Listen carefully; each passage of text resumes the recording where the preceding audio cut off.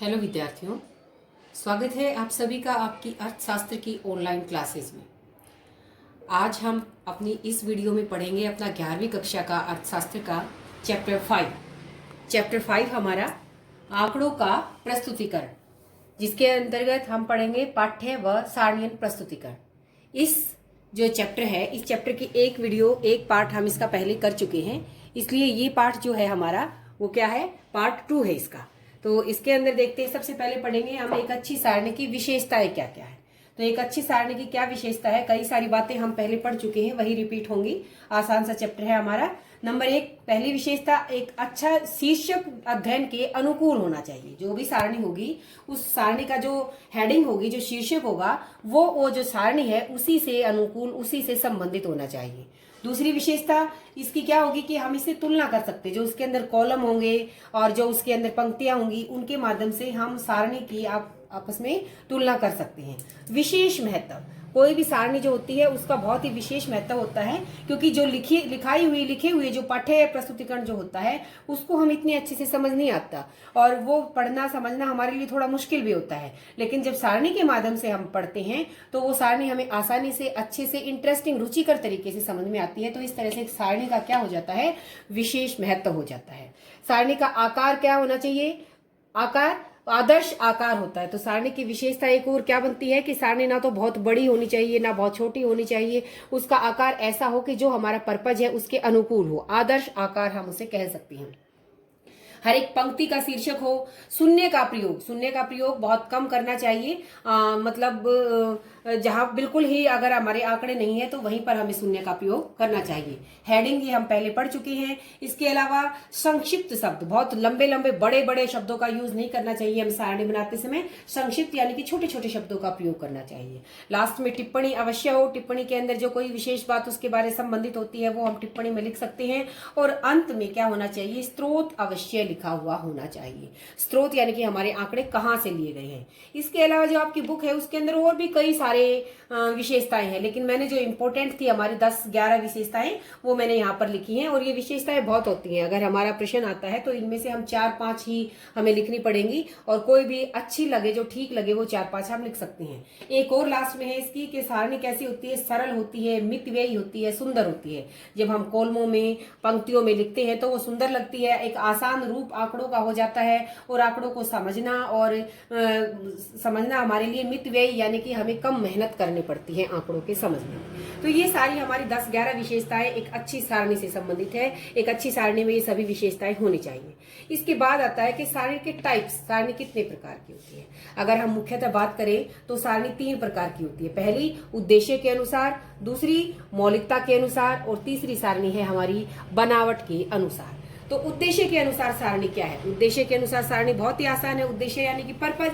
हमने जो भी सारणी बनाई है उस सारणी को बनाने से पहले हमारा क्या उद्देश्य रहा है। अगर हमारा उद्देश्य बिल्कुल सिंपल है, सामान्य सा है, कोई खास बात नहीं है उसके अंदर, तो हम उसे कह सकते हैं सामान्य उद्देश्य वाली सारणी। लेकिन अगर उद्देश्य कोई विशेष है, कोई खास है, किसी विशेष बात को, किसी खास बात को ही हम सारणी के माध्यम से दिखा रहे हैं, तो वो सारणी क्या कहलाएगी, विशेष उद्देश्य वाली सारणी। तो बहुत ही आसान है। उद्देश्य के अनुसार सारणी कितने प्रकार की होती है, 2 प्रकार की। नंबर 1 सामान्य उद्देश्य वाली, जिसका कोई साधारण सा उद्देश्य हो, कोई विशेष उद्देश्य ना हो। लेकिन अगर उद्देश्य विशेष है, कोई खास बात है, उसे हम बता रहे हैं, तो विशेष उद्देश्य वाली सारणी।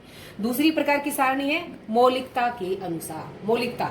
मौलिक शब्द यानी कि ओरिजिनल, और ये हम पहले भी कर चुके हैं कि ओरिजिनल क्या होता है, मौलिक क्या होता है, प्राथमिक क्या होता है, कि जिन्हें हम पहली बार अपने उद्देश्य के अनुसार प्रथम बार हम उन्हें उस सारणी को बना रहे हैं, वो सारणी पहले से नहीं बनी हुई। तो इस तरह से मौलिकता के अनुसार भी सारणी 2 प्रकार की होगी। एक मौलिक, प्राथमिक यानी कि जो पहली बार हमने ही बनाई है, हमारी जो सारणी थी वो हमने ही बनाई है, अपने उद्देश्य, अपने आंकड़े इकट्ठे किए और उन आंकड़ों के अनुसार हमने उसको बनाया, तो वो मौलिक कहलाएगी। हमारी प्राथमिक, प्राइमरी सारणी वो हमारी कहलाएगी, क्योंकि हमने ही उसे बनाया है।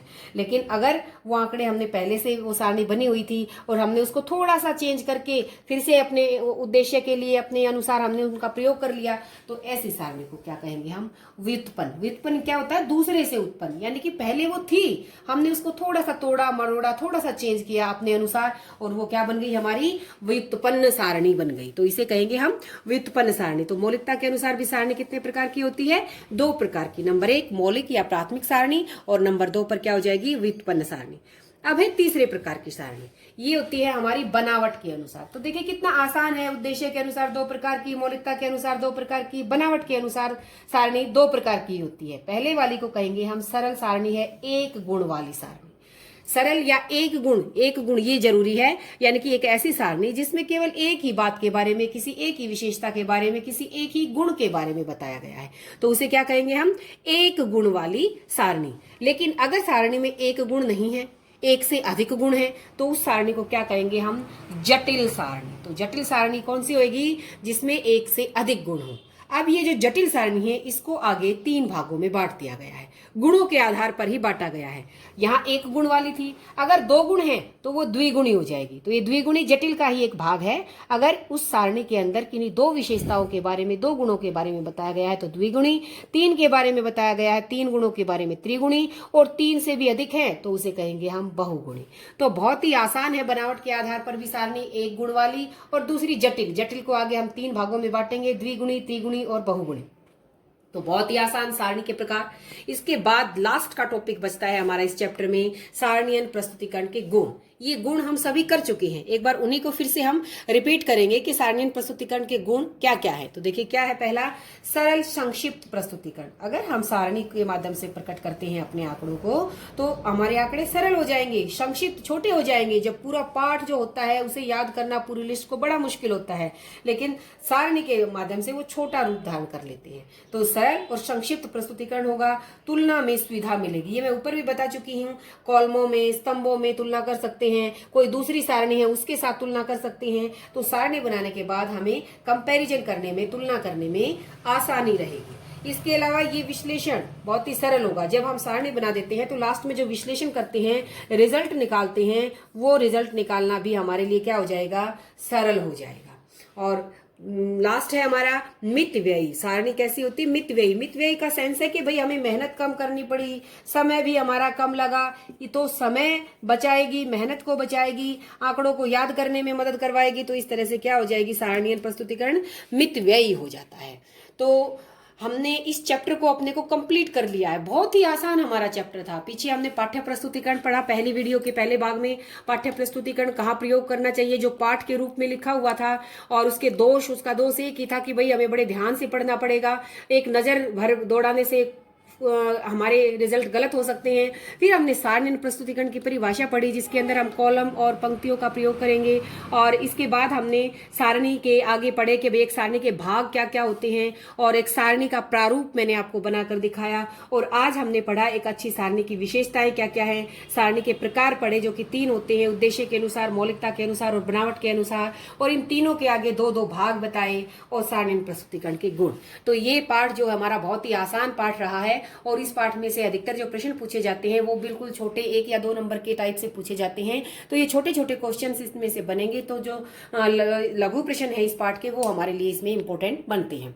तो आज के लिए मेरे ख्याल से काफी होगा, और हमने इसी के साथ अपने इस पाठ को, आंकड़ों के प्रस्तुतीकरण वाले पाठ को 2 वीडियोस के अंदर कंप्लीट कर लिया है। तो नेक्स्ट वीडियो से हम अपनी 11वीं कक्षा का 6ठा चैप्टर शुरू करेंगे। आज के लिए इतना ही। आप सभी का बहुत बहुत धन्यवाद।